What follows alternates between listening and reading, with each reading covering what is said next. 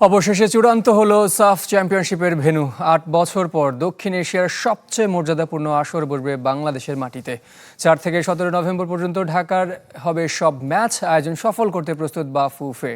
সহ সভাপতি ফাহাদ করিম জানিয়েছেন, বাংলাদেশকে টুর্নামেন্টের আয়োজন করা সময় উপযোগী সিদ্ধান্ত। বিশ্বকাপ উন্মাদনার রেশ এখনো কাটেনি।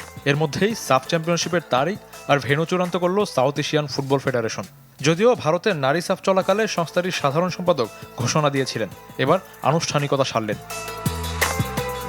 ৪ থেকে ১৭ নভেম্বর ঢাকায় সব ম্যাচ, ২৫ জুলাই লোগো উন্মোচন, আর ১ আগস্ট ভুটানের থিম্পুতে টুর্নামেন্টের ড্র অনুষ্ঠিত হবে।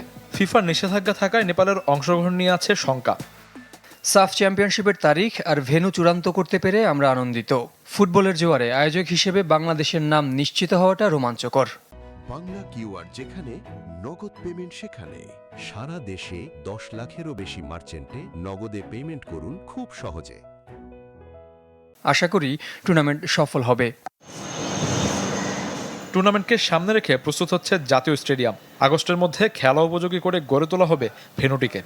I think it will be very competitive and a good tournament এবং very timely বলবো আমি, একদম সময় উপযোগী আমি বলতে চাই, যে বিকজ আপনি দেখেন যে গত বছর আমরা ফুটবলের একটু চমৎকার জোয়ার দেখেছি।